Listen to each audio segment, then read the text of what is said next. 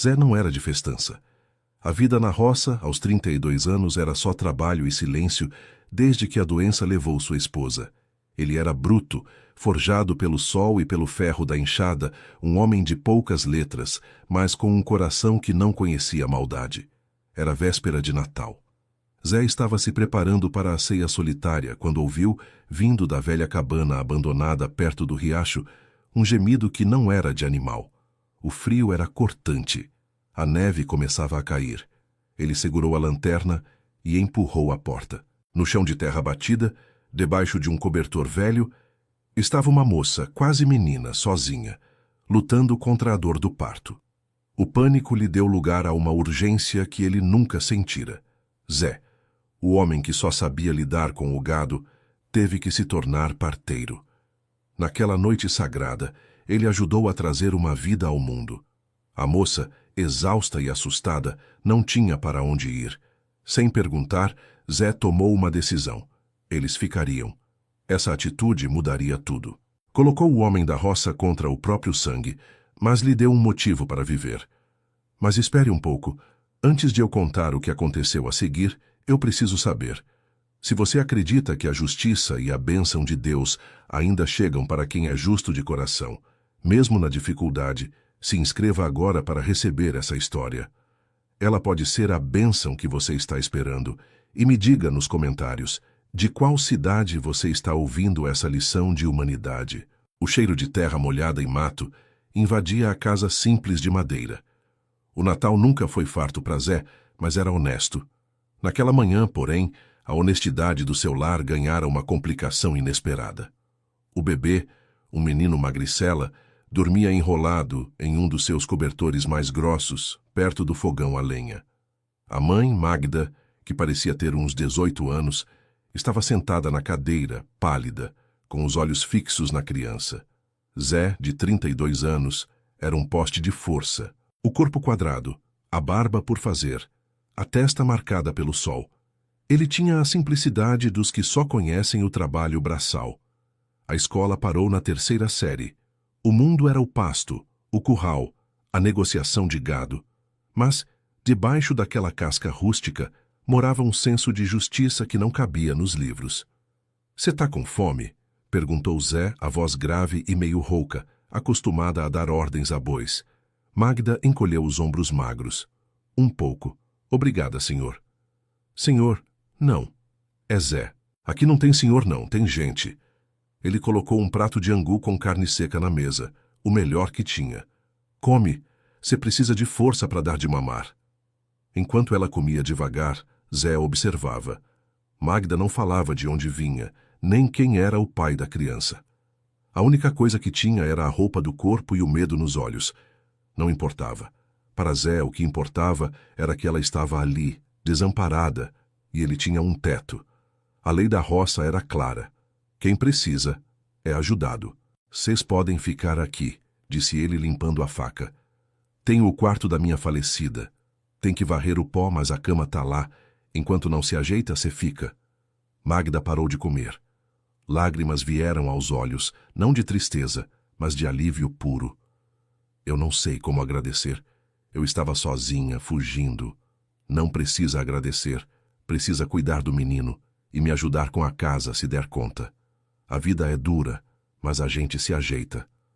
A notícia, porém, viaja rápido, mesmo sem telefone. O sítio de Zé era isolado, mas sua família morava na colina de cima. O Natal era dia de visita obrigatória. A irmã mais velha de Zé, Dona Creuza, casada com seu Elias, o homem mais fofoqueiro da região, chegou antes do almoço. Creuza, uma mulher de corpo redondo e língua afiada, não gostou do que viu. O bebê chorando e a estranha deitada na antiga cama de sua cunhada falecida. "Zé, mas que bandalheira é essa?" Creuza irrompeu, quase tropeçando no balde de água. "Quem é essa aí? E esse pivete?" "Cê perdeu o juízo, irmão." O primeiro embate estava prestes a começar. Zé, que sempre respeitou a irmã, endureceu a feição. Ele havia acolhido e não daria um passo para trás. A terra ensina a ser firme. Ele seria firme. Zé não respondeu de imediato. Ele estava alimentando as galinhas e os porcos, na hora em que Creusa chegou, e o som dos seus passos apressados e irritados o alcançaram antes mesmo de ela berrar. Ele tirou a lama das botas na soleira da porta, limpou as mãos grossas na calça de brim e olhou para a irmã com uma calma que só a convivência com a natureza pode dar. A voz tá alta demais, Creusa. O menino tá dormindo. E a casa é minha, Zé falou, a voz baixa, mas com um peso que deixava clara a seriedade do momento. Creusa ignorou a advertência. Os olhos dela percorreram o pequeno cômodo da sala, onde Magda tentava se encolher no canto da cadeira, segurando o recém-nascido.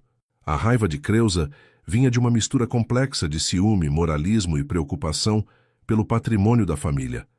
Zé era o único irmão solteiro, ou viúvo, no caso, dono da terra mais produtiva, e a ideia de uma forasteira, uma vagabunda, na visão dela, se instalando ali era um insulto.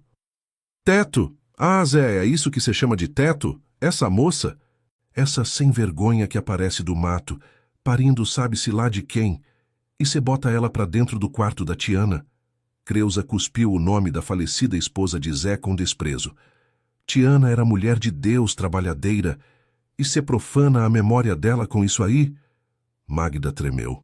As lágrimas vieram e ela apertou o filho contra o peito. O bebê, sentindo a agitação da mãe, começou a chorar. Zé sentiu um calor subir pelo pescoço. A menção de Tiana era a tática mais baixa que Creusa podia usar.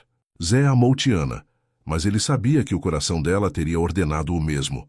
Acolhimento. Corta essa, Creusa, Zé interveio, dando um passo à frente, cobrindo Magda com sua sombra. Não ofenda quem cê não conhece. Essa moça aqui é Magda. Ela estava morrendo de frio, parindo sozinha, largada no mato. Aqui não tem profanação, tem caridade. E se cê não gostou, a porta da saída é para lá. Creusa arregalou os olhos. Zé nunca havia lhe falado daquele jeito, com tanta autoridade. Ela sempre foi a irmã mais velha, a que mandava. Autoridade? Você tá me expulsando da sua casa, Zé? Da casa que o papai deixou pra gente? Você tá pondo uma pirralha na nossa frente? Você sabe quem é ela? Pode ser ladra, pode ser doença. Ela é mãe de um menino que nasceu ontem. E enquanto ela não tiver pra onde ir, fica aqui, ponto final. Zé não tinha argumentos sofisticados. Sua defesa era a simplicidade brutal da moral. Ele estava certo e Creusa errada. A discussão continuou por mais de 1 hora. Elias, o marido de Creusa, que havia ficado no carro a princípio, entrou na casa, atraído pelo barulho, com a mesma expressão de desaprovação. Elias era magro, usava chapéu de palha amassado e tinha o hábito de coçar o queixo enquanto julgava. O Zé tá é bobo, tá sendo tapeado, Creusa. É golpe da barriga, Elias opinou, cuspindo no chão de terra perto da porta. Zé fechou os punhos. Tira essa babaquice da minha casa, Elias. Volta pro teu canto. Aqui não tem golpe, tem gente precisando de ajuda, Zé vociferou. A roça era um lugar onde a honra valia mais que o dinheiro.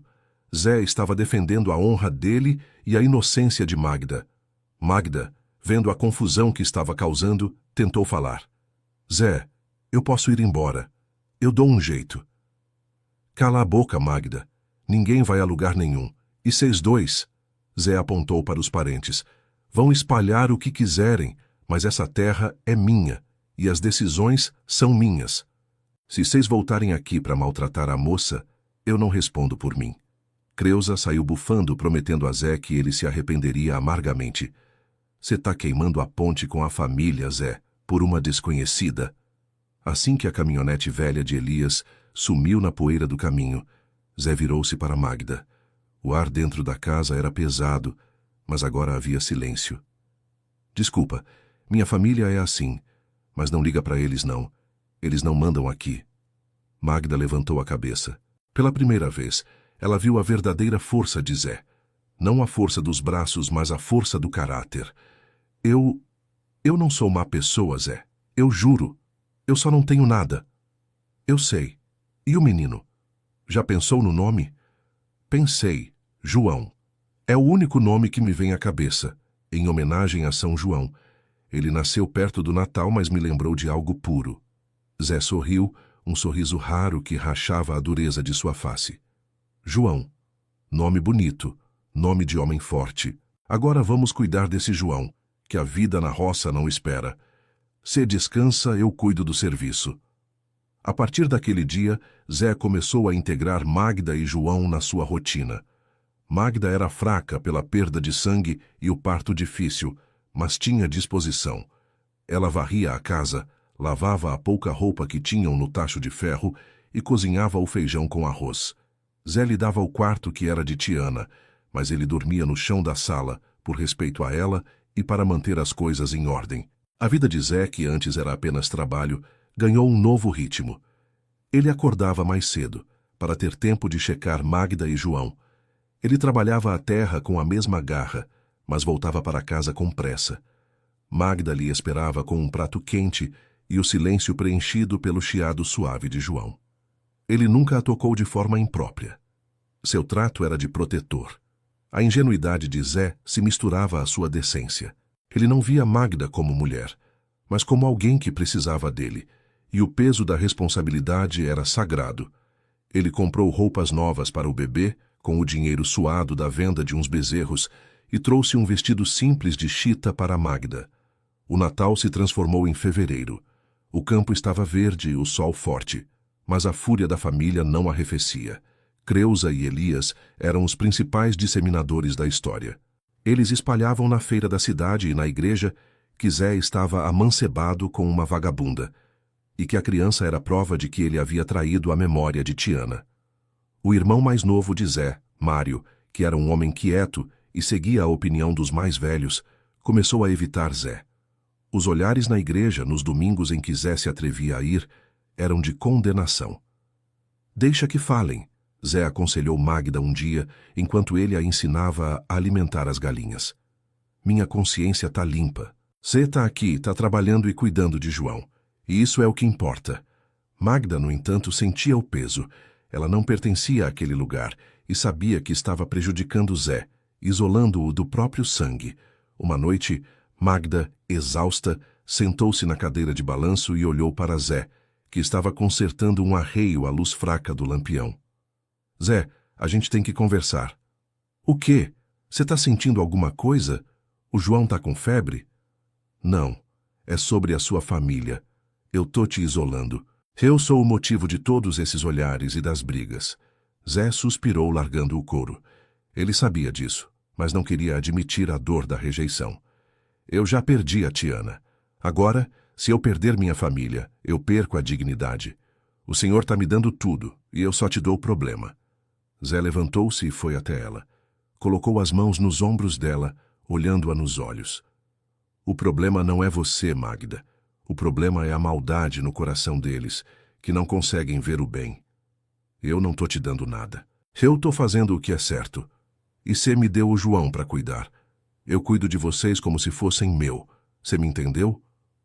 A palavra meu ecoou na mente de Magda. Zé não tinha filhos, e ele estava, com toda a sua rusticidade e bondade, adotando-os de alma, se não de fato. Aquele homem bruto, mas justo, estava dando a ela, pela primeira vez na vida, um lar. Ainda assim, a sombra de Creusa e Elias se tornava mais densa. Eles começaram a questionar a posse das terras e a saúde mental de Zé.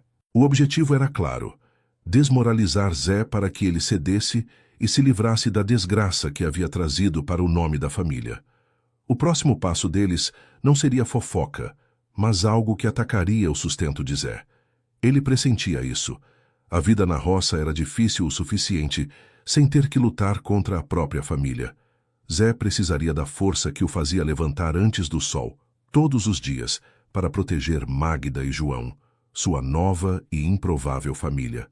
O inverno se aproximava novamente. O frio e a crueldade humana caminhavam juntos.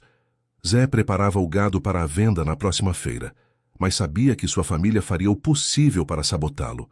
Ele só tinha sua palavra e seu suor. E por Magda e João, ele enfrentaria o mundo. O outono naquelas terras era a estação da colheita e do desespero silencioso. Zé estava acostumado a lidar com a instabilidade do clima, mas não com a crueldade metódica de sua própria irmã. Creusa, junto com Elias, estava tecendo uma rede de intrigas que ameaçava não só a honra de Zé, mas seu sustento. Magda tentava compensar a crescente hostilidade da comunidade com trabalho redobrado. Ela não tinha a força de Zé para puxar o arado, mas era meticulosa na horta. O pequeno canteiro, que estava abandonado desde a morte de Tiana, floresceu sob seus cuidados. Tomates, pimentas, temperos. Era o único gesto de gratidão que ela podia oferecer. E Zé notava. "Cê tem mão boa para isso, Magda", Zé comentou um dia, observando-a enquanto ela transplantava umas mudas de couve. "Minha falecida esposa gostava de horta também, mas eu só dou conta do pasto e do gado." Magda sorriu, o que era raro. "A terra precisa de carinho, Zé, assim como a gente." Aquele pequeno momento de paz foi destruído na feira do gado da semana seguinte. Zé precisava vender 3 bois fortes para pagar as dívidas do ano e comprar sementes para o próximo plantio. Ele vestiu sua melhor camisa, ajeitou o chapéu e deu um beijo na testa de João, que dormia no berço improvisado.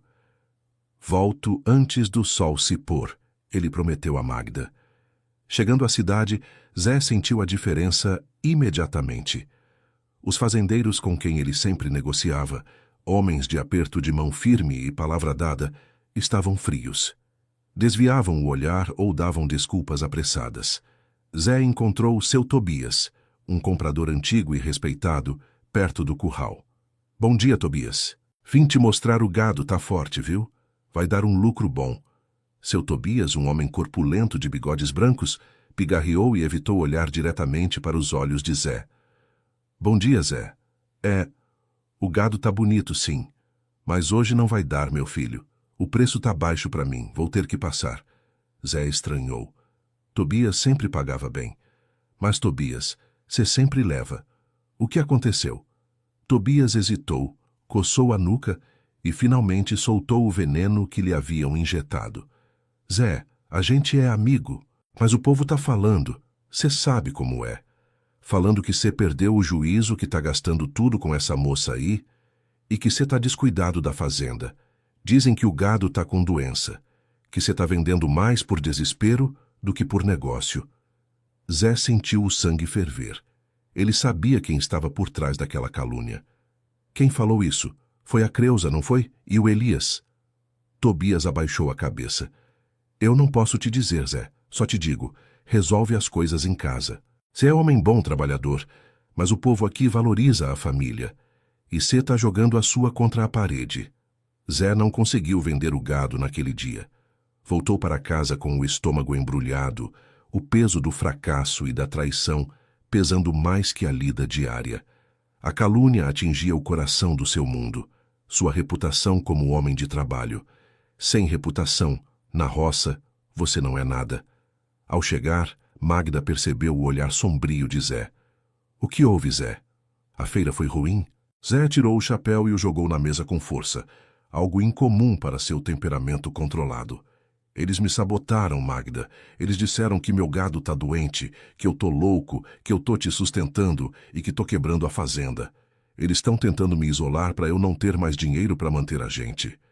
Magda ficou branca. "Meu Deus, eu sabia." "É por minha causa, Zé. Eu vou embora. Se eu for, eles param." "Não, cê não vai."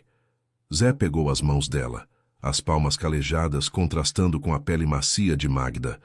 "Cê não vai provar que eles têm razão. Eles querem que eu te ponha para fora para mostrar que sou são. Eu não vou fazer a vontade deles. Eu não dou ouvidos à canalice." Naquela noite, Zé planejou. Ele não podia viver sem vender o gado, mas ele não podia voltar àquela feira. Tinha que ser esperto, usar sua força de trabalho para contornar o problema, não para enfrentá-lo de frente. Ele pegou o lampião e foi para o galpão.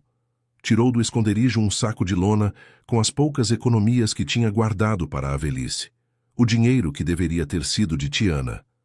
Na manhã seguinte, Zé saiu cedo. Magda perguntou para onde ele ia, e ele só disse que precisava de um tempo.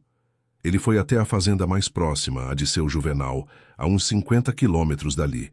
Juvenal era um velho amigo do seu pai, um homem que não se metia em fofoca e que valorizava o trabalho. Zé contou a Juvenal a situação com o coração pesado. Ele não pedia caridade, mas uma oportunidade. Seu Juvenal, eu tô queimado na minha cidade. Minha família tá me destruindo por ter acolhido uma moça e um bebê. Eu preciso vender meu gado. O senhor compra, me paga o preço justo e eu dou minha palavra que o gado é sadio. Ou eu te dou minhas terras. Juvenal olhou para a seriedade no rosto de Zé. Ele conhecia a fibra daquele homem. Zé, eu não preciso das suas terras.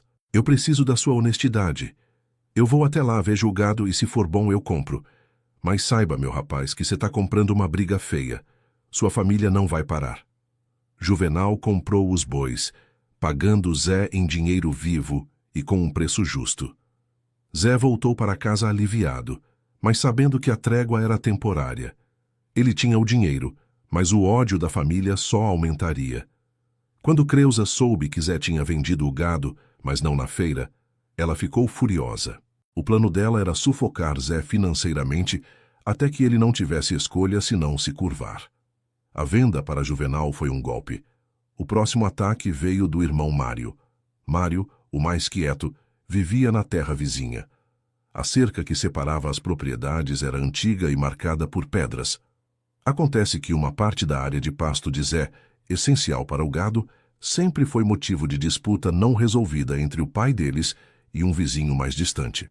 Mário, influenciado por Creuza e Elias, começou a mover as pedras da cerca, alegando que aquela área, na verdade, era dele. Zé estava consertando o telhado quando Magda o chamou, assustada. Zé, o Mário está mexendo na cerca. Ele está invadindo seu pasto. Zé desceu do telhado, pegou o facão e correu para a divisa. Ele viu Mário pálido e Elias sorrindo maliciosamente de longe, observando a cena. Mário, você perdeu o juízo? Essa cerca está aqui desde que o pai comprou a terra. Mário evitou o olhar de Zé. Não é, não. Eu olhei os papéis com a Creuza e o Elias. Essa parte aqui é minha, Zé. Você está com a cabeça cheia de coisa. Tem que arrumar sua vida, largar essa moça e voltar para o rumo. A acusação não era sobre a terra, era sobre Magda. A terra era apenas o instrumento da chantagem. Eu não vou largar Magda e João. E você não vai mover essa cerca. Eu vou. E se você encostar em mim, eu chamo a polícia. Você tá violento, Zé. Tá todo mundo dizendo. A fúria explodiu. Zé, o homem que evitava a violência, jogou o facão no chão e segurou Mário pela gola da camisa. Você tá se vendendo pra Creuza, Mário. Você sabe que essa terra é minha. Você tá me roubando para me fazer passar fome. Os dois rolaram no chão. Zé era mais forte, mas Mário estava motivado pela inveja e pela manipulação. A luta foi breve, mas violenta. Mário apanhou e fugiu, gritando que Zé era um animal descontrolado e que se arrependeria. Magda chegou ofegante segurando João. Ela viu Zé sujo de terra, respirando pesadamente, com a fúria nos olhos. Zé, para, por favor, por favor! A visão de Magda e João acalmou Zé. Ele percebeu que a violência só daria mais munição à família. Ele estava lutando por eles, mas não podia se tornar o monstro que eles queriam pintar. Ele se levantou, limpando o sangue do lábio. Eles querem me tirar tudo, mas eles não vão conseguir. Zé pegou as mãos de Magda. Vou ter que ir à cidade falar com o escrivão. Preciso botar essa terra no meu nome, preto no branco, para ninguém mover mais nada. E a gente tem que registrar o João, como meu filho. Magda arregalou os olhos. Seu filho? Mas Zé, ele não é... Ele é meu filho de coração, Magda. E ninguém vai tirar ele da gente. Eu não tenho estudo, mas eu sei que a lei protege pai e filho. O sacrifício que Zé estava prestes a fazer era monumental. Assumir um filho que não era seu, sem que a mãe fosse sua esposa, era um escândalo ainda maior na roça. Mas era o único jeito de proteger João e dar estabilidade a Magda. Ele estava trocando sua paz pela segurança deles. Ele não era um homem de palavras bonitas, mas de atitudes que valiam mais que ouro. A luta pela sobrevivência e aceitação estava apenas começando, e Zé faria de tudo para manter sua nova família sob seu teto. A decisão de Zé de registrar João como seu filho biológico era um ato de coragem e, aos olhos da comunidade da roça, de pura loucura. Ele estava desafiando todas as convenções sociais e morais do lugar, dando a seus familiares a arma perfeita para a destruição de sua reputação. Na manhã em que Zé se preparou para ir à cidade registrar o menino, a tensão em casa era palpável. Magda tentou dissuadi-lo pela enésima vez, enquanto ele calçava as botas, limpando a lama. Zé, o senhor não precisa fazer isso. As pessoas já falam mal. Se o senhor fizer isso, eles vão dizer que o senhor é o pai de verdade, que me usou e agora está tentando encobrir a desgraça. Vão dizer que eu sou sua amante. Zé se agachou perto dela, segurando o queixo de Magda com a mão áspera. Ele olhou para João, que ressonava tranquilamente no berço. Escuta bem, Magda, eu não ligo para o que dizem. Se eu não registrar o João, ele não tem nome, não tem papel, não tem direito. E eu não quero que ele cresça aqui sem ter chão. Se eu registrar, ele é meu herdeiro. Essa terra vai ser dele. E você vai ter um lugar para ficar. Minha intenção é proteger vocês. Se o preço for minha honra, eu pago. Mas e o verdadeiro pai? Magda sussurrou, a voz embargada. O verdadeiro pai não está aqui, eu estou. E a partir de hoje, a certidão de nascimento vai dizer que eu sou o pai. É a única lei que vai importar. A viagem à cidade era longa, feita a cavalo. Chegando ao cartório, Zé sentiu-se desconfortável. O cartório era um lugar de papelada e burocracia, um mundo totalmente diferente do seu.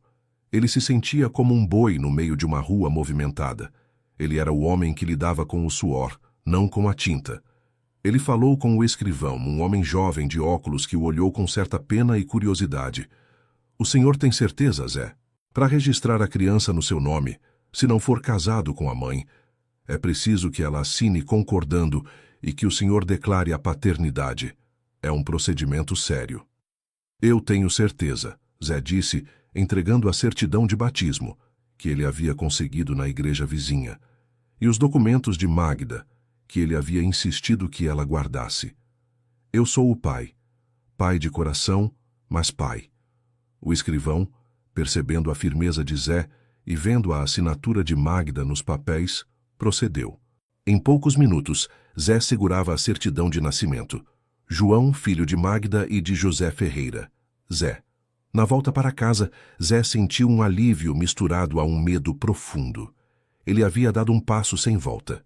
João era oficialmente seu. Ele mal teve tempo de celebrar o feito. Na tarde seguinte, Creusa e Elias apareceram, acompanhados de Mário. Não vieram para brigar, mas para executar o ultimato final. Elias estava com um papel nas mãos, um documento legalizado, ou pelo menos parecendo. Eles sentaram-se na mesa de jantar de Zé sem serem convidados. Que vocês querem? Eu não chamei vocês, Zé falou, colocando João no colo de Magda. Creusa, com a voz carregada de triunfo, começou. Nós viemos te salvar, Zé. A gente te ama e não quer ver você no fundo do poço por causa dessa desgraça. Ela apontou para Magda com um olhar que parecia feito de pedra. A gente sabe o que você fez lá no cartório. Essa cidade é pequena, Zé. Você registrou esse bastardo como seu filho. Isso é loucura. Tá dando seu nome e sua herança para um moleque de rua.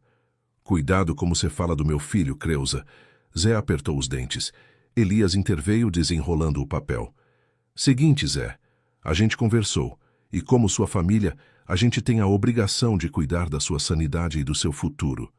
Você tá desorientado. A gente te dá uma chance. Ele deslizou o papel para Zé.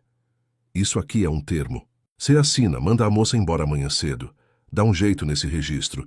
A gente pode ir na cidade desfazer essa bobagem. E a gente para de falar mal de você.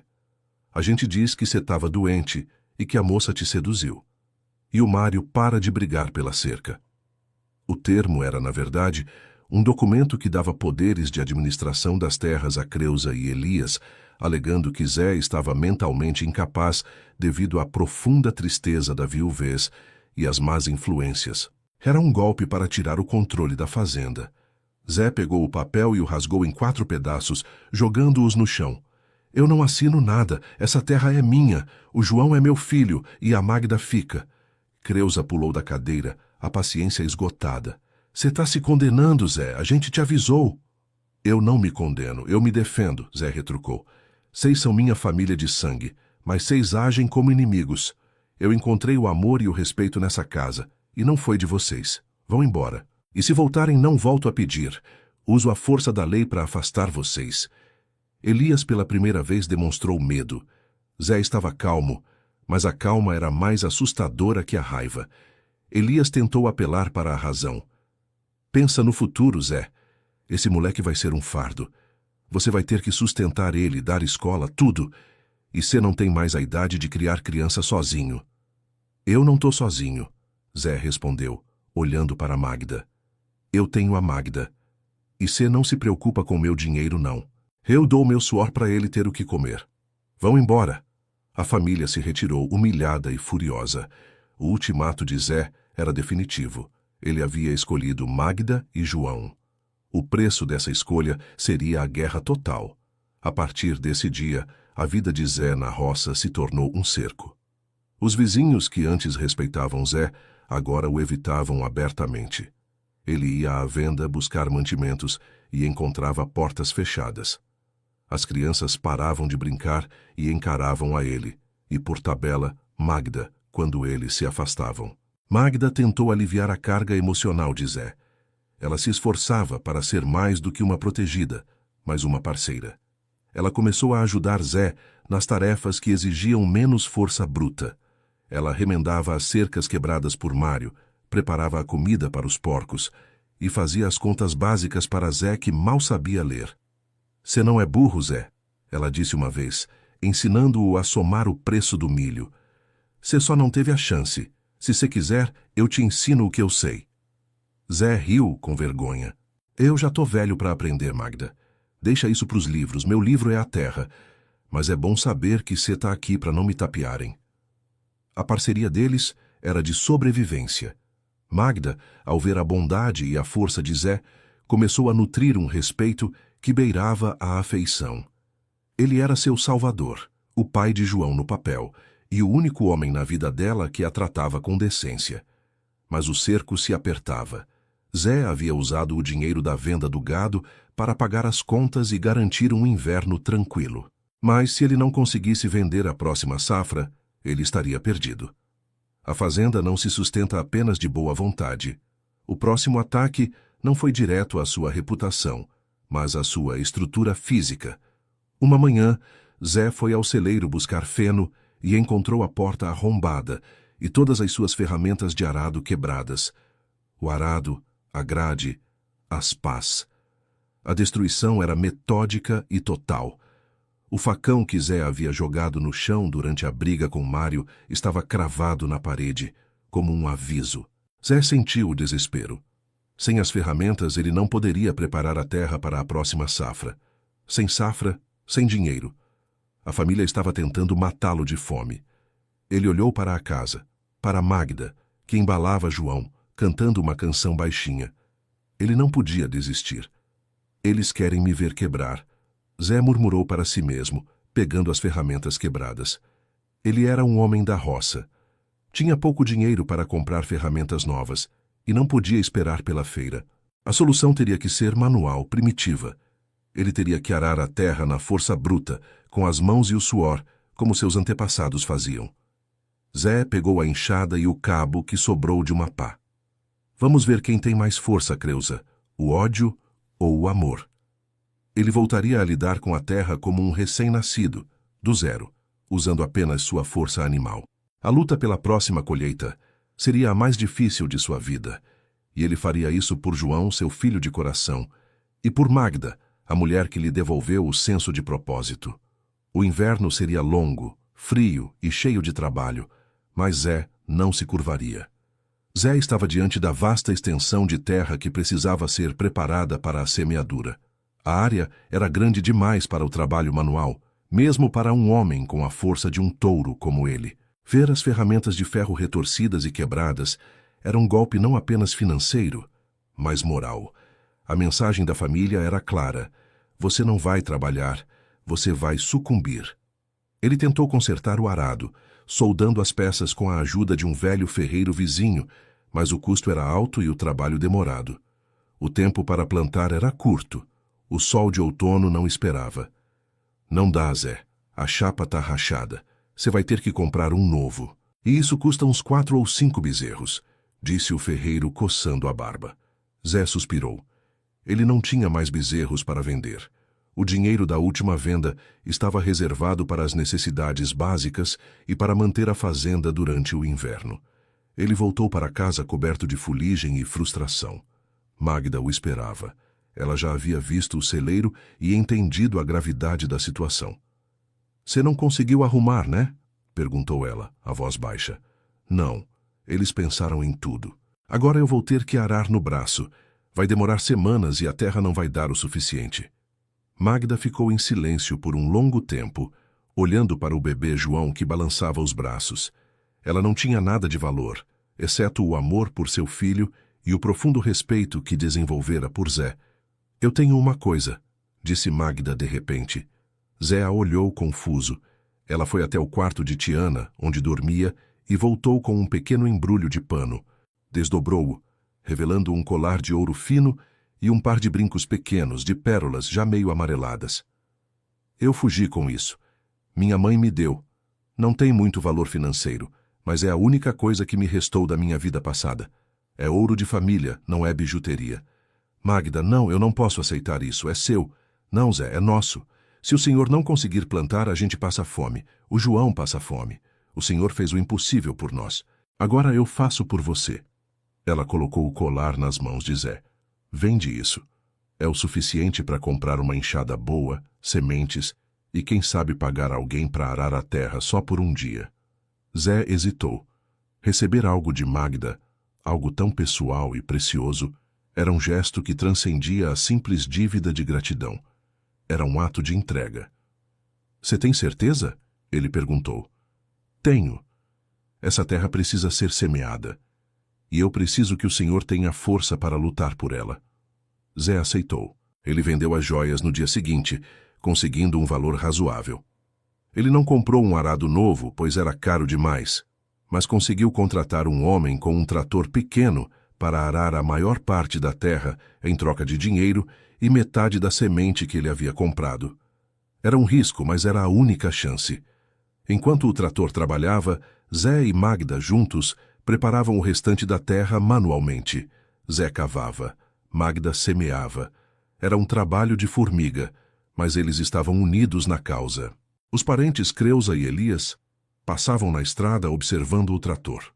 Eles não conseguiam entender como Zé havia conseguido dinheiro tão rápido.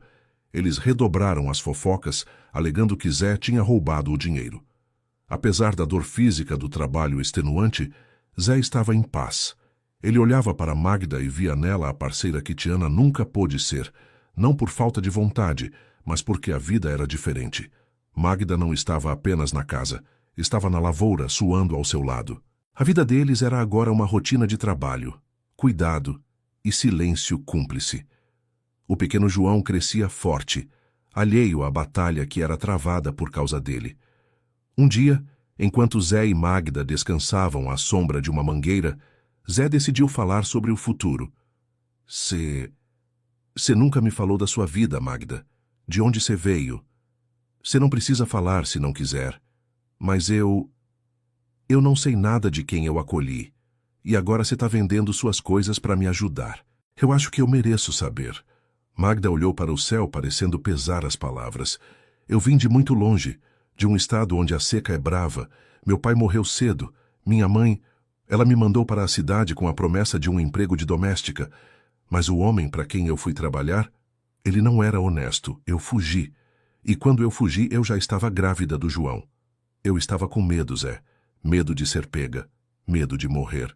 Eu andei por meses vivendo de caridade, até que a dor do parto me pegou perto da sua cabana." "O pai do João, ele era um homem mau?" perguntou Zé, a voz hesitante. "Ele era o patrão, um homem de família, de posses. Por isso eu não podia ficar. Se ele me pegasse, ele tirava o João de mim e me matava." A revelação chocou Zé, mas de uma forma que confirmou sua decisão. Magda era uma sobrevivente, e João era o fruto de uma injustiça brutal. A dignidade que Zé lhe dava era a única que ela já conhecera. "Então é por isso que você fugiu tanto. Por isso você não falava." "É. Eu não queria que o senhor se metesse em briga de rico. Eles têm poder. O senhor só tem a enxada." Zé sorriu. A enxada é mais forte que muito poder, Magda. Ela alimenta. Eles não. Ele olhou para o céu e para a terra recém-arada. A gente não vai falar disso com ninguém, tá? É segredo nosso, mas obrigado por confiar em mim. A conexão entre eles se aprofundou. Não era amor romântico ainda. Era uma lealdade forjada na adversidade. Eles eram agora aliados na guerra contra o mundo, com João como a bandeira. A plantação foi um sucesso parcial. Zé conseguiu colher o suficiente para pagar o homem do trator e garantir a alimentação da família e do gado. Mas a dívida com o tempo e a escassez de recursos o deixou vulnerável. Ele precisaria de um bom preço na próxima venda. Creuza, vendo que a sabotagem física falhou, decidiu apelar para a burocracia, algo que Zé, com sua falta de estudo, temia. Ela havia descoberto o registro de João. Algumas semanas depois, Zé recebeu uma intimação, uma carta oficial, carimbada. Ele não conseguia ler. Pegou o papel e foi até Magda. O que é isso, Magda? Veio da cidade. Magda pegou o papel e, à medida que lia, seu rosto empalidecia. Zé, é uma notificação do tribunal. Sua família entrou com um processo. Eles estão te processando por incapacidade civil e moral para administrar as terras, com o objetivo de anular o registro de João. Eles alegam que você está sendo manipulado e que o menino não é seu.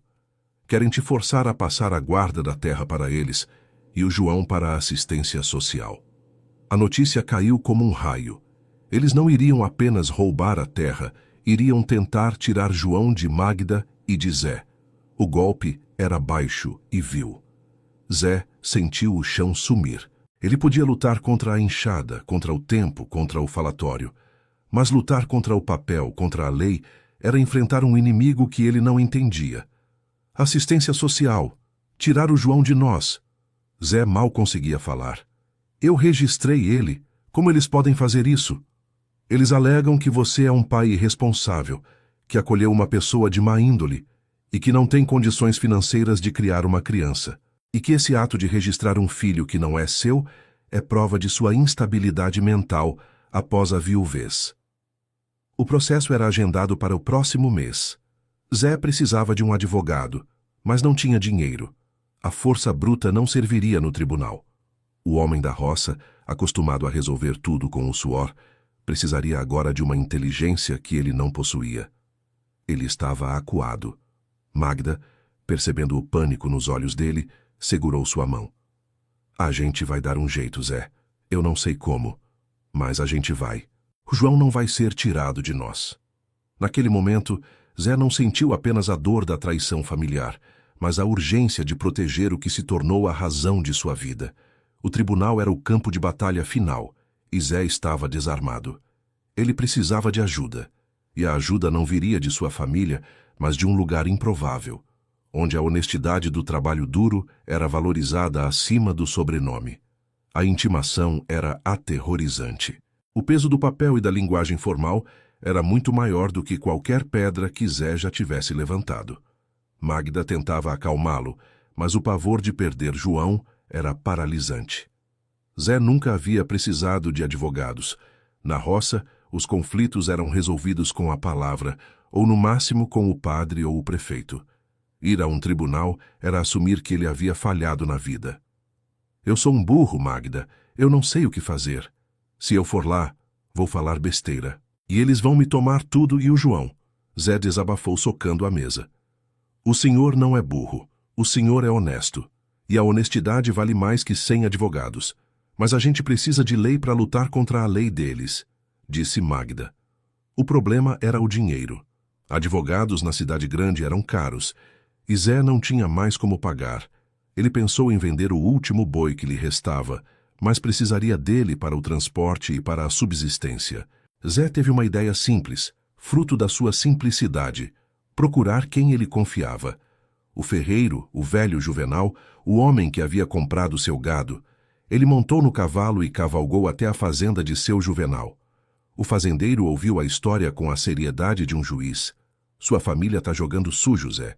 Tá jogando a lei do rico contra o pobre. Cê é um homem bom.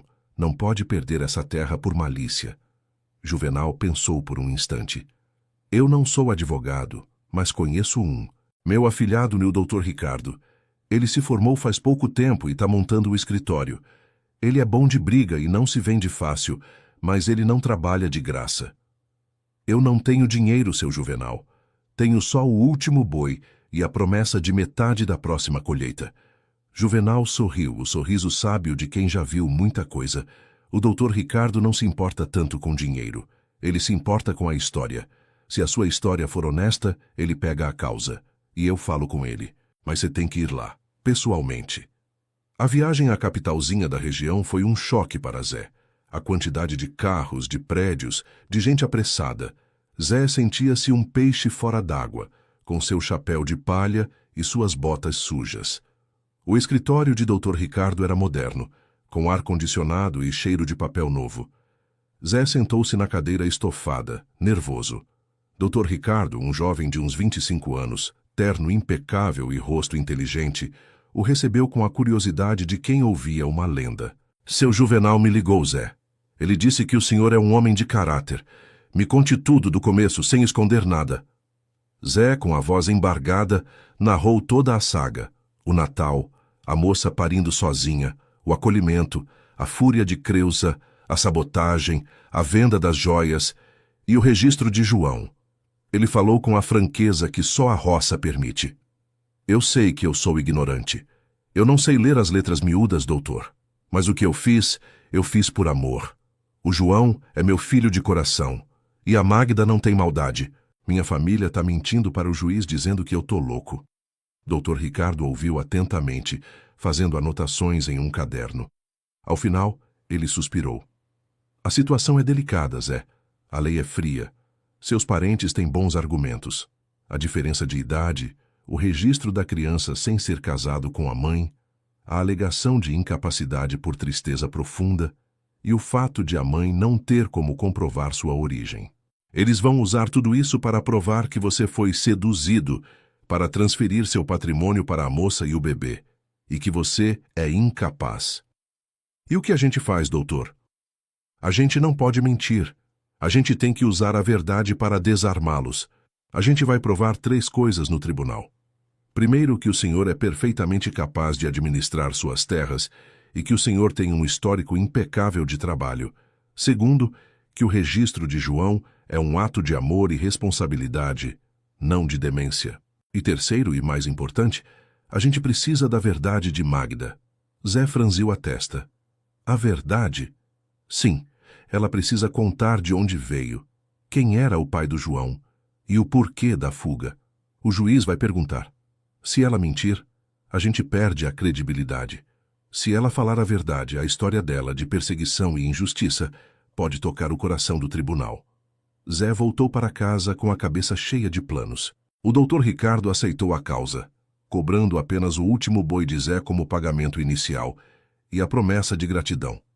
Era um risco, mas uma esperança. Ele explicou o plano a Magda. Ela ficou pálida. Contar a verdade sobre a fuga, sobre o patrão, sobre a violência que sofreu era reviver o pesadelo. Eu tenho medo, Zé. Se eu falar o nome dele, ele pode vir atrás de mim. Ele não vai saber que você falou se a gente pedir segredo de justiça, mas a gente precisa da sua história, Magda. Precisa provar que você não é uma impostora. Você é uma vítima que encontrou abrigo. Magda olhou para João, que engatinhava no chão de terra batida. Ela pensou em Zé, o homem que havia arriscado tudo por eles. A verdade, por mais dolorosa, era a única moeda que lhes restava. Eu conto, eu faço o que for preciso, ela disse, a voz firme. O dia do julgamento chegou. O tribunal estava cheio de gente curiosa. Creusa, Elias e Mário estavam sentados na primeira fila, vestidos com suas melhores roupas, com ares de vítimas. Zé vestiu a única camisa social que tinha, desconfortável no sapato de couro. Magda estava simples, mas limpa, segurando João no colo. O Dr. Ricardo, com sua oratória afiada, começou o ataque. Ele não se defendeu da acusação de loucura, ele atacou a moral da família. Excelência, os acusadores, a família do Sr. Zé, alegam que ele é incapaz e que está sendo manipulado. Mas eu pergunto, que tipo de família tenta tirar o sustento e a moradia de seu próprio sangue por ele ter praticado o ato mais cristão, que é a caridade. Eles não estão preocupados com a saúde mental de Zé, mas com sua herança. Creusa interveio gritando: ele está dando a herança para uma vagabunda. O juiz bateu o martelo. Silêncio! Se a senhora interromper de novo, será retirada. Dr. Ricardo chamou Zé para depor. Zé, nervoso, falou com a voz forte e a sinceridade da roça. Eu não sei falar bonito, doutor, mas eu sei o que é certo. A Magda estava morrendo de frio. O menino ia nascer no chão. Eu ajudei. Eu dei meu nome para o João porque eu sou o pai dele, o que cuida, o que trabalha. Se eu tô louco por dar meu coração para quem precisa, então eu sou louco, excelência. Mas sou um louco honesto. A plateia se mexeu. A honestidade crua de Zé era palpável. O próximo testemunho era de Magda. Ela foi chamada à frente, deixando João no colo de Zé. Ela estava visivelmente abalada. O promotor, um homem velho e cínico, começou a pressioná-la. Magda, a senhora pode nos dizer quem é o pai biológico desta criança? Magda hesitou. Ela olhou para Zé, que a encorajou com um olhar. Sim, ele era meu patrão, um homem rico, casado. Ele abusou de mim. Eu fugi porque, se eu ficasse, ele tiraria o João de mim e me incriminaria. Eu fugi para salvar meu filho. A plateia murmurou. A história de Magda tocando o ponto mais sensível da sociedade, a injustiça contra os desprotegidos. O promotor tentou desacreditá-la. E por que a senhora escolheu a fazenda de Zé? Por que não foi a polícia? Estava esperando um homem ingênuo para dar o golpe da barriga, não é? Magda respirou fundo, lembrando-se da bondade de Zé. Eu cheguei aqui sem nada. O senhor Zé não me pediu nada. Ele só me deu água e um teto. Ele me tratou como gente. Se eu quisesse dar o golpe da barriga, eu teria procurado um homem rico na cidade. Eu procurei o único tipo de homem que eu confio, um homem da roça, que tem a palavra e que usa a força para o bem. A defesa de Magda era a defesa de Zé. A verdade dela era a prova da inocência dele. O Dr. Ricardo encerrou a defesa de Zé com um argumento poderoso. Os acusadores veem o dinheiro. Zé vê a vida. Eles querem desqualificá-lo por ele ser analfabeto. Mas Zé conhece a lei mais antiga de todas, a lei da humanidade. O processo de anulação do registro é uma tentativa de roubar a terra de um homem bom. Peço a Vossa Excelência que olhe não para o papel, mas para a história. O juiz, um homem respeitado na região, suspendeu a sessão para a deliberação. Zé e Magda voltaram para casa, exaustos. A espera era agoniante. O futuro de João dependia de uma decisão que estava muito além do controle deles. A briga no tribunal havia exposto a alma da família de Zé, e a crueldade deles era evidente. Mas a justiça, na roça, nem sempre é cega.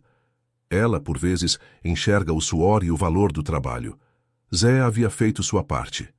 Agora, era esperar pelo veredito que decidiria se ele ficaria com a terra, com a mulher e com o filho que a vida lhe havia dado de presente. Os dias após a audiência foram preenchidos por um silêncio nervoso. A fazenda parecia suspensa no tempo. Zé continuou a trabalhar, limpando os pastos e consertando o que Mário havia quebrado.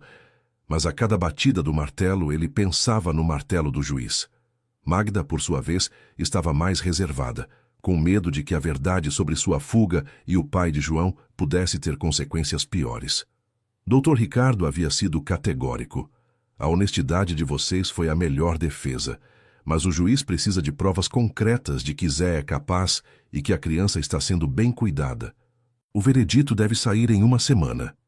Zé tentava manter Magda ocupada para que ela não sucumbisse ao medo.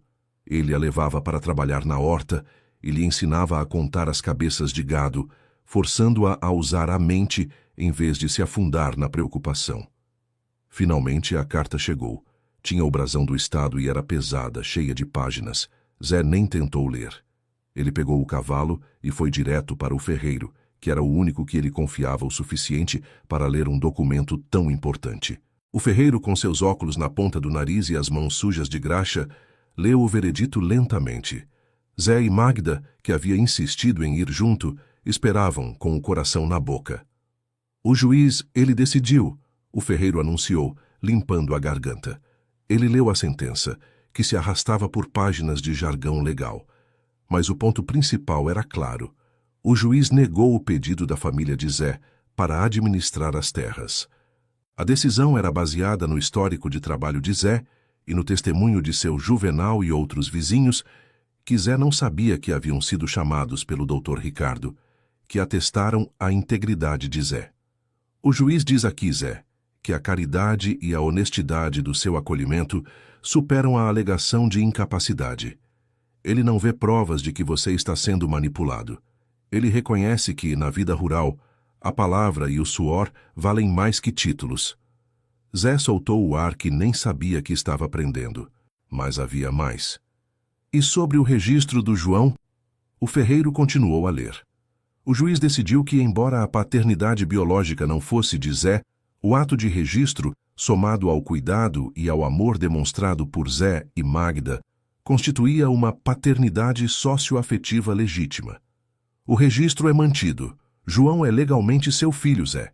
Eles perderam a guarda, perderam a terra, perderam tudo.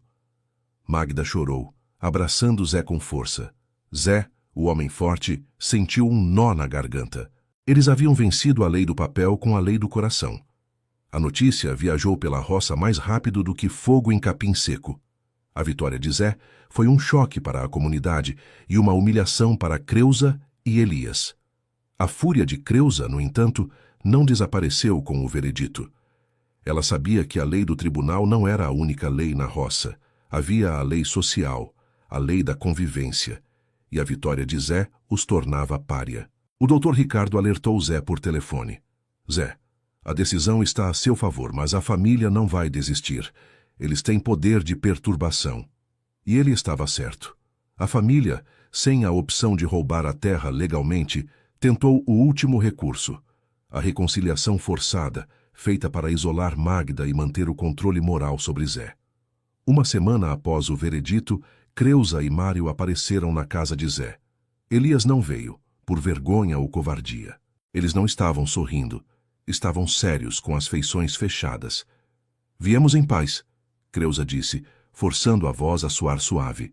Zé, desconfiado, mandou Magda entrar com João. Paz? Depois de tentar me roubar e tirar meu filho de mim? Que tipo de paz você quer, Creuza?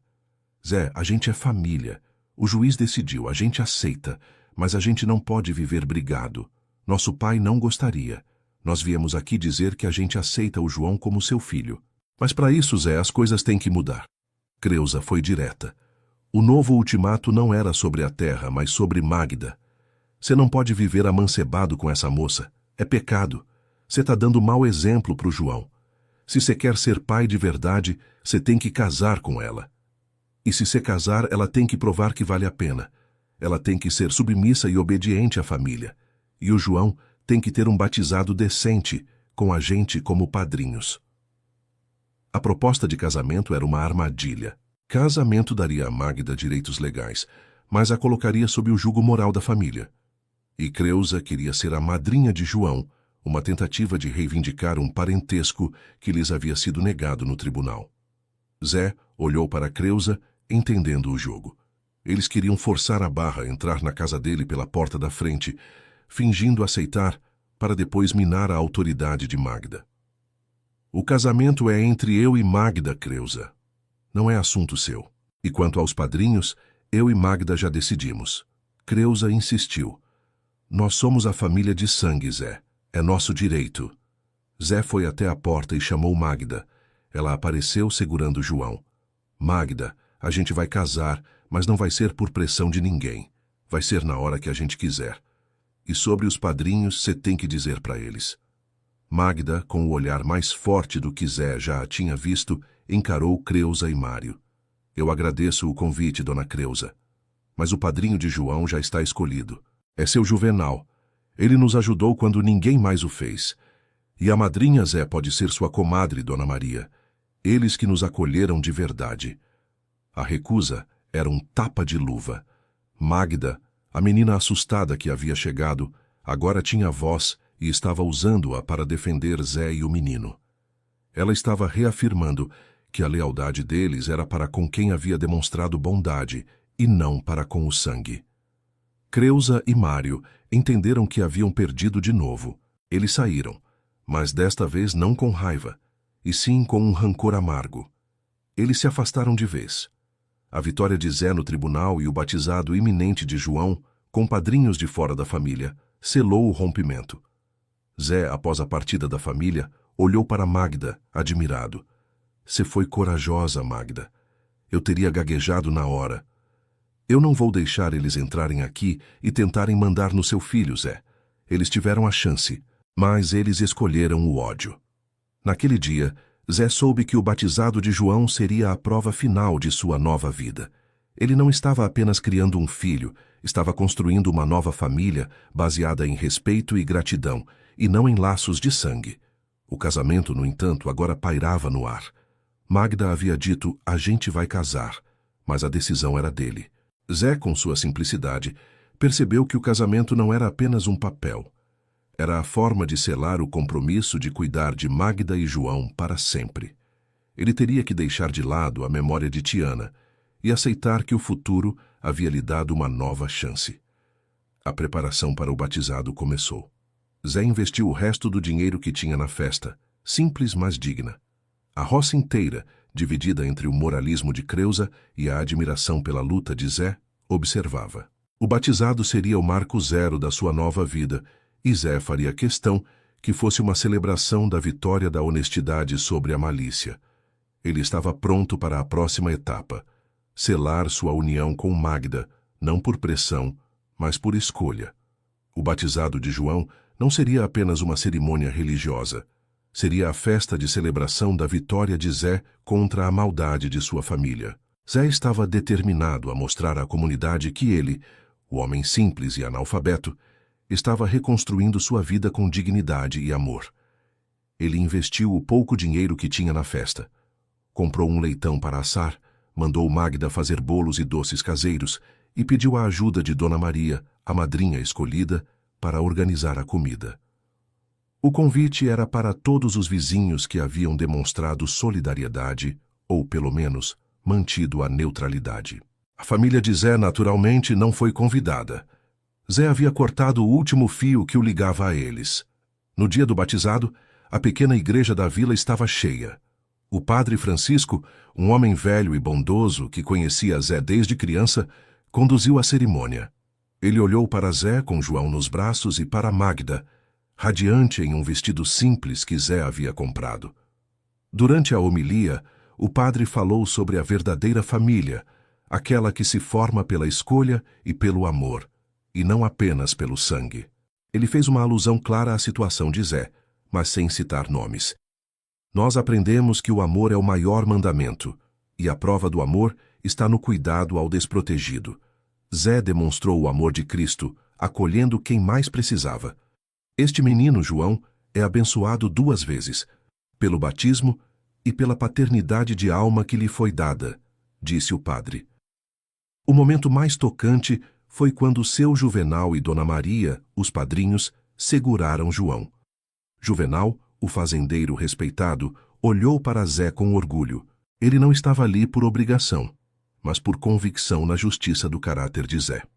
Após a cerimônia, a festa seguiu na fazenda de Zé. A alegria era contagiante. O cheiro de churrasco e bolo invadia o ar puro da roça. Pela primeira vez em anos, a casa de Zé estava cheia de risos e não de silêncio triste. Magda estava no centro das atenções, mas com aceitação. As mulheres da roça a tratavam com carinho. Elas haviam ouvido a história no tribunal e sabiam que Magda não era uma vilã, mas uma sobrevivente. O preconceito, sob o calor da festa e da comida farta, começou a derreter. Zé, vendo Magda sorrir, sentiu algo novo. Não era apenas gratidão ou dever. Era um afeto profundo, uma certeza de que ela e João eram o futuro dele. No meio da festa, seu Juvenal puxou Zé para o lado. Parabéns, Zé. Você tem sorte. Essa moça é boa e o menino é forte. Eu sei, seu Juvenal. Eu tenho mais sorte que juízo. Não é sorte, é recompensa pela sua decência. Agora me diga uma coisa. E o casamento? Cê e Magda já são uma família. O povo da roça ainda vai falar, Zé. É melhor botar Deus e o papel na frente de vocês. Zé concordou. Ele já sabia o que precisava ser feito. Ele havia adiado a decisão, mas não mais. O batizado era a prova de que Magda era a mulher dele. Quando a noite caiu, e a maioria dos convidados havia ido embora, restando apenas seu Juvenal e Dona Maria, Zé reuniu coragem. Ele pegou Magda pela mão e a levou para o centro da sala. João dormia. Magda, eu tenho que te falar uma coisa. A seriedade na voz de Zé chamou a atenção dos padrinhos que observavam em silêncio. Você chegou aqui no Natal, no frio, sozinha. Eu era um homem vazio, só trabalho e saudade. Cê e João me deram um motivo, me deram um futuro. Zé tirou do bolso uma pequena caixa, feita de madeira rústica que ele mesmo havia esculpido. Não havia anel de ouro. Ele não tinha dinheiro para isso. Dentro havia um anel simples de prata que havia sido de sua mãe e que ele havia consertado no ferreiro. Eu não sei falar bonito, Magda, mas eu sei trabalhar e eu sei cuidar. Você aceita ser minha esposa? Aceita casar comigo na igreja e na lei? Não por causa da minha família, mas porque você é a minha família agora. Para a gente criar o João junto até o fim da vida. Magda, com lágrimas nos olhos, pegou o anel de prata mais valioso para ela do que qualquer diamante, pois era feito de sacrifício. Eu aceito, Zé. Eu aceito casar com o Senhor. Aquele momento selou a união. Juvenal e Maria aplaudiram com alegria sincera. A aliança de Zé e Magda não era de paixão arrebatadora, mas de parceria, respeito e uma lealdade profunda que a adversidade havia forjado. A notícia do casamento foi o golpe final para Creusa e Elias. Eles tentaram intervir na igreja, mandando bilhetes anônimos ao padre Francisco, tentando forçar o cancelamento, mas o padre havia se cansado da maldade deles. Eles não mandam aqui, não. O casamento será realizado, o padre declarou. O casamento foi simples, na mesma igreja do batizado. Magda vestiu o vestido de chita e Zé sua melhor camisa. Na roça, a simplicidade era a maior ostentação de dignidade. No entanto, o dia do casamento trouxe um confronto inesperado. Mário, o irmão influenciável, estava escondido atrás de uma árvore, observando a cerimônia de longe. Ele havia sido pressionado por Elias e Creusa a se afastar, mas algo no seu coração o puxava para Zé. Mário não era mau, era fraco. Quando Zé e Magda saíram da igreja, Mário saiu de trás da árvore. Creusa e Elias o viram e tentaram puxá-lo para trás. Mário, volta! Você vai dar parabéns para essa gente? Creusa sibilou. Mário, porém, ignorou-os. Ele se aproximou de Zé. Zé o encarou esperando mais uma briga. Mário engoliu em seco. Zé, parabéns. Que Deus abençoe vocês dois. Era pouco, mas era um passo. Mário não conseguiu se juntar a Creusa na maldade. Ele estava dividido. Obrigado, Mário, Zé respondeu, a voz mais suave do que ele esperava. Mário se afastou, deixando para trás o olhar fulminante de Creusa e Elias. A atitude de Mário foi a primeira rachadura no cerco familiar. Mário era o elo mais fraco, e o primeiro a sentir vergonha da crueldade dos irmãos. Zé sabia que a reconciliação seria longa, talvez impossível com Creusa, mas ele havia plantado uma semente. Zé e Magda voltaram para a fazenda. O casamento era a conclusão do primeiro ciclo de suas vidas. Eles eram, enfim, um só. A casa de Zé não era mais o lar do viúvo solitário. Era o lar do homem da roça que escolheu a bondade em vez do sangue, a justiça em vez do silêncio, e que agora tinha uma esposa e um filho para chamar de seus. A roça agora respeitava Zé. Ele era o exemplo vivo de que a força de caráter supera a riqueza e a fofoca. O sol se pôs, e Zé, Magda e João estavam juntos, prontos para encarar o futuro, que seria de trabalho duro, mas de paz. Zé, o homem que não tinha estudo, havia aprendido a lição mais importante de todas. O amor é a melhor herança. Os anos se passaram na fazenda de Zé e Magda, marcados pelo ritmo imutável da roça. A plantação, a colheita, a criação dos animais. A vida não era fácil, mas era abundante em trabalho e satisfação. João cresceu. Ele era a cara de Zé na força e na paixão pela terra, embora tivesse o sorriso gentil de Magda. Zé, seguindo a promessa que havia feito a si mesmo e impulsionado por Magda, aprendeu a ler e a escrever o básico. Magda era sua professora à noite, e Zé, com suas mãos calejadas, rabiscava letras e números. Ele não se tornou um erudito, mas adquiriu o conhecimento necessário para não ser mais tapeado nas negociações. Graças à administração cuidadosa de Magda e ao trabalho incansável de Zé, a fazenda prosperou. Eles conseguiram comprar um trator simples, reformar a casa e, o mais importante, investir na educação de João. A vitória legal sobre a família de Zé solidificou sua reputação.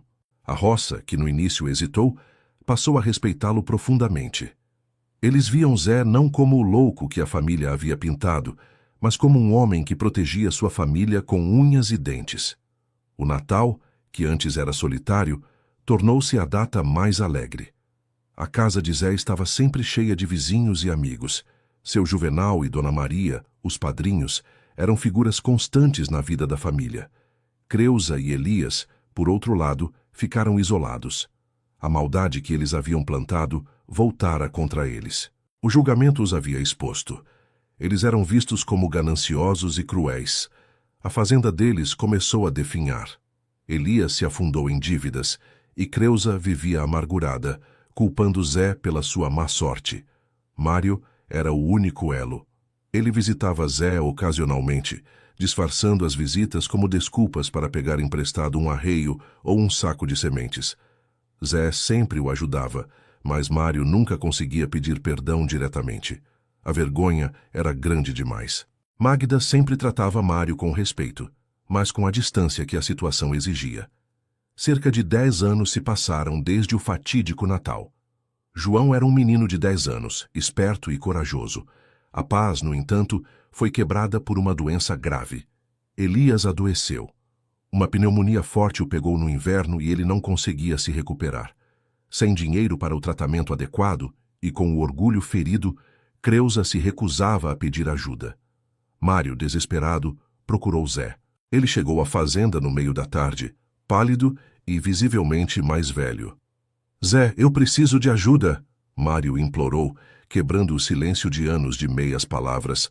Zé, que estava no curral, se aproximou. O que houve, Mário? É o Elias. Tá morrendo. A Creusa não tem dinheiro e o médico lá de cima disse que ele precisa de remédio da cidade. Remédio caro. A Creusa, ela tá desesperada. Ela me mandou aqui. A crueldade de Elias havia sido direcionada a Zé por anos. Zé tinha todos os motivos para virar as costas. Magda, que ouviu a conversa da janela, aproximou-se, segurando o ombro de Zé. Zé, eles te fizeram mal. Não dê o dinheiro. Zé olhou para Mário, que estava quase chorando. Ele olhou para Magda. O homem da roça, bruto, mas justo, sabia que não podia deixar Elias morrer, mesmo que Elias não merecesse a salvação. Zé era feito de outra fibra. Mário, a gente pode ir lá, mas você tem que ser honesto comigo. O que a Creusa te mandou dizer para mim? Ela não me mandou pedir desculpas, Zé. Ela mandou pedir o dinheiro e que ela te pagaria depois quando a fazenda dela se recuperasse. Zé balançou a cabeça. Não é assim que funciona. O dinheiro a gente tem, e a gente vai ajudar. Mas eu não vou na fazenda deles. Eu dou o dinheiro para você e você compra o remédio. Mas a Creusa não vai aceitar a ajuda de vocês, Mário disse, sabendo o quão orgulhosa e rancorosa a irmã era. Zé olhou para Magda, que suspirou, compreendendo o coração do marido. Zé, o dinheiro a gente empresta, mas eu vou junto. Eu sei lidar com febre e doença. Eu vou lá ver o Elias, e se ela não aceitar, a culpa é dela. Magda, a mulher que havia sido chamada de vagabunda por Creusa, estava disposta a ir salvar a vida do homem que tentou tirar o filho dela. Zé e Magda foram à fazenda de Elias. A fazenda estava desleixada, triste. O contraste com a prosperidade da fazenda de Zé era gritante. Creusa estava sentada na varanda, chorando. Ao ver Zé e Magda, ela levantou-se, a fúria e o orgulho lutando contra o desespero. — Que vocês estão fazendo aqui? Vieram rir da nossa desgraça? Zé entregou a Mário um envelope grosso com dinheiro. — Leva o Elias para a cidade e compra o melhor remédio que tiver. É emprestado. Depois a gente acerta. Magda, sem dar tempo para Creusa recusar o dinheiro, foi até o quarto de Elias. O cheiro de doença era forte. Dona Creusa, se a senhora me permitir, eu posso ajudar a cuidar dele até o remédio fazer efeito. Eu já cuidei de gente doente. Creusa olhou para Magda, a surpresa misturada à derrota. Ela estava humilhada. A mulher que ela desprezava estava ali, oferecendo a salvação. Por que você está fazendo isso? Creusa perguntou a voz rouca. Eu não desejo o mal de ninguém, Dona Creusa. E o senhor Zé não vai deixar o irmão dele morrer. A gente é gente. E a gente tem fé. Magda respondeu com simplicidade. Magda passou os próximos dias na fazenda de Creusa, cuidando de Elias, dando-lhe banho, forçando-o a tomar a sopa que preparava. Zé levava João todos os dias para ajudar no sítio de Mário e Creusa, para garantir que as vacas fossem ordenhadas e a horta irrigada. A bondade incondicional que Zé e Magda demonstraram quebrou o espírito de Creusa. Elias se recuperou lentamente. Quando finalmente conseguiu sentar-se, Zé e Magda foram se despedir. Elias, o remédio está acabando. Você tem que continuar o tratamento. Mas o pior já passou. Elias, magro e fraco, olhou para Zé e Magda. A arrogância havia sumido dos seus olhos. Zé, eu sinto muito. Eu fui um canalha. Tentei te destruir por inveja. Zé apenas acenou com a cabeça. Esquece, Elias. Segue em frente. O que passou, passou. A verdadeira quebra, no entanto, veio de Creusa. Ela se aproximou de Zé e Magda. Seu rosto, sempre duro, estava agora marcado pela humilhação e pelo arrependimento. Ela olhou para Magda, a quem havia chamado dos piores nomes. Magda, me perdoa. Por tudo. Eu fui má, fui invejosa. Se é uma mulher de Deus, eu não sou digna. Magda segurou a mão de Creusa, um gesto de paz. Eu perdoo, Creusa. O importante é o que a gente constrói daqui para frente. Creusa virou-se para Zé. Ela começou a chorar, um choro convulso que vinha de anos de rancor reprimido. Zé, meu irmão, me perdoa. Eu ia te destruir. Eu ia te ver na miséria. E cê me salvou. Cê salvou o Elias. O João, ele é seu filho de verdade. Me perdoa. Zé abraçou a irmã. Um abraço desajeitado de anos de separação. A ferida do sangue havia sido costurada não pela lei ou pelo tempo, mas pelo ato de bondade.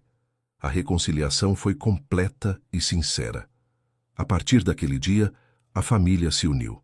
Creusa e Elias voltaram a visitar Zé e Magda e se encantaram com o neto, de coração, João.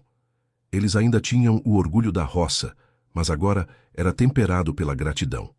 A fazenda de Zé continuou prosperando. A história dele se tornou uma lenda na região. A prova de que a simplicidade da roça e a honestidade são a verdadeira riqueza. Zé, o homem bruto, mas justo, havia vencido a maldade com a bondade e tinha finalmente a paz que ele e Magda mereciam. Aquele Natal solitário havia gerado uma família e um legado. Os anos continuaram a moldar a paisagem da fazenda e os rostos de Zé e Magda. Zé, agora um homem de meia idade, ostentava cabelos grisalhos nas têmporas e rugas profundas no rosto, marcas de uma vida dedicada à terra e à defesa de sua família.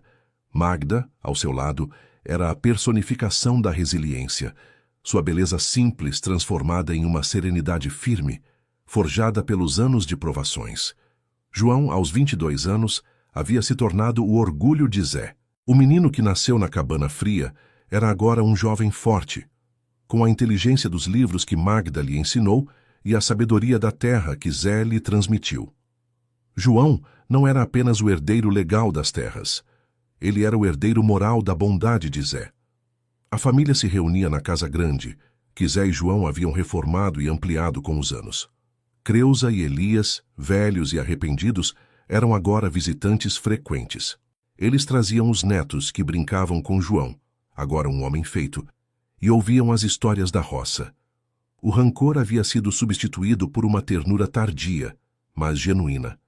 Creusa, especialmente, era a mais devota. Ela olhava para Magda com uma admiração que beirava a reverência, lembrando-se do quanto havia sido cruel e o quanto Magda havia sido nobre ao cuidar de Elias. O sangue, enfim, havia se reconectado ao coração. Numa tarde de domingo, o sol se punha sobre os pastos verdejantes, e Zé, sentado na varanda, observava João e Creusa conversando. Zé pegou a mão de Magda, que estava ao seu lado. "Você se lembra daquele dia, Magda?" perguntou Zé, a voz baixa, pensando no dia em que ela chegou. "Lembro. O frio era tanto que eu achei que não íamos sobreviver. E o seu colar. Cedeu o seu único tesouro para salvar minha fazenda. Nenhuma mulher na terra faria isso." Magda apertou a mão dele. "O senhor arriscou sua vida, sua família, sua honra por um estranho. Isso vale mais que qualquer ouro." A vida deles era a prova viva de que as adversidades podem ser o maior alicerce. João, que havia se formado em técnico agrícola, trouxe inovação para a fazenda, modernizando as técnicas de plantio. Mas ele nunca perdeu o respeito pelas tradições de Zé. Ele era o elo perfeito entre o passado e o futuro. Um dia, Zé sentiu que o tempo estava se esgotando. Ele estava velho e cansado. O corpo que tanto havia trabalhado começava a falhar. Ele chamou João. "Filho", Zé começou, usando a palavra que carregava o peso de sua vida. "A terra é sua. Eu não tenho papel bonito para te dar, mas você sabe a história dela, e você sabe o que ela custou." João sentou-se aos pés de Zé. "Eu sei, pai. Ela custou sua família e sua paz. Mas o Senhor me deu a vida e a mãe me deu o estudo. A gente vai cuidar dela. Você tem que prometer uma coisa para mim, João. Você nunca pode esquecer a lição. A gente não luta contra o mal com mais maldade. A gente luta com a decência. Eu acolhi sua mãe e você por causa do Natal. Nunca deixe ninguém passar frio ou fome na sua porta, se você puder ajudar. Essa é a lei da nossa terra." "Eu prometo, pai." Magda, ouvindo a conversa, soube que a missão de Zé estava completa. Ele havia passado o legado, não de riqueza material, mas de caráter. O fim de Zé não foi marcado pela tristeza, mas pela paz. Ele morreu em sua cama, na mesma fazenda onde havia dedicado sua vida, com Magda e João ao lado. A comunidade da roça compareceu em peso ao funeral, prestando homenagem ao homem que havia escolhido a justiça acima do sangue. Creusa e Elias choraram por Zé mais do que choraram pelo pai deles. Eles haviam perdido um irmão, mas ganharam a redenção. João e Magda continuaram a fazenda, mantendo a porta aberta para quem precisasse. Eles viviam sob a sombra do homem que era bruto nas mãos, mas puro no coração. A história de Zé se tornou um conto de fadas da roça, a história do homem simples que, movido pela fé e pela decência, enfrentou a própria família e o tribunal para proteger um bebê e sua mãe. O legado de Zé não era medido pela extensão das suas terras, mas pela profundidade do seu amor incondicional. Ele provou que um homem sem estudo, mas com uma bússola moral intacta, pode ser o pai e o herói mais admirável que existe. A família agora era completa, e a semente da bondade plantada naquele Natal cresceu e deu frutos para muitas gerações.